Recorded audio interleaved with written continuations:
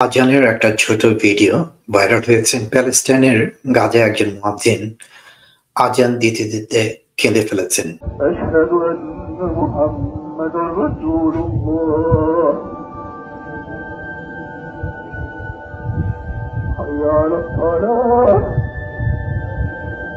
কি পরিমাণ কষ্ট হলে এমন হতে পারে সেটা আমরা সবাই বুঝতে পারি।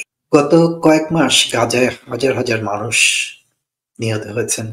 জাতিসংঘের মতে ২০২৩ সালের অক্টোবর থেকে শুরু হওয়া সংঘাতে প্রায় ৩০,০০০ মানুষ প্রাণ হারিয়েছেন, যার মধ্যে ৭০% নারী ও শিশু।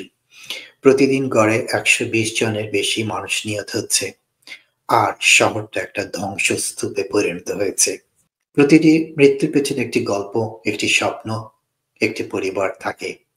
তবুও বিশ্ব যেন নীরব। বড় বড় সভা সমাবেশ হয়, কিন্তু বাস্তবে কোনো কার্যকর পদক্ষেপ দেখা যায় না। কেন? একটা শিশুর কান্না কি আমাদের বিবেককে নাড়া দেয় না?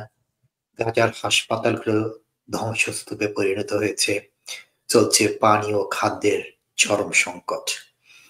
তবে কিছু মানুষ আছেন যারা থেমে যাননি। বিশ্বজুড়ে আন্দোলন, প্রতিবাদ, মানববন্ধন চলছে, কিন্তু আমাদের আওয়াজ কি যথেষ্ট শক্তিশালী?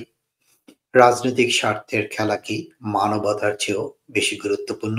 সংকট সমাধানে আমাদের দায়িত্ব শুধু সহানুভূতির শব্দে সীমাবদ্ধ থাকলে চলবে না।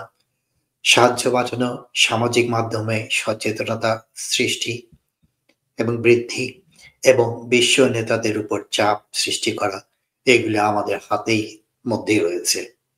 কাজে যারা বেঁচে আছেন তারা জানুক যে তারা একা নন। আমরা তাদের পাশে আছি, তাদের কষ্ট অনুভব করি, কারণ মানবতা কখনো সীমান্ত মেনে চলে না। আজ আপনি কি করবেন? নীরব দর্শক হয়ে থাকবেন, নাকি অন্যায়ের বিরুদ্ধে আওয়াজ তুলবেন?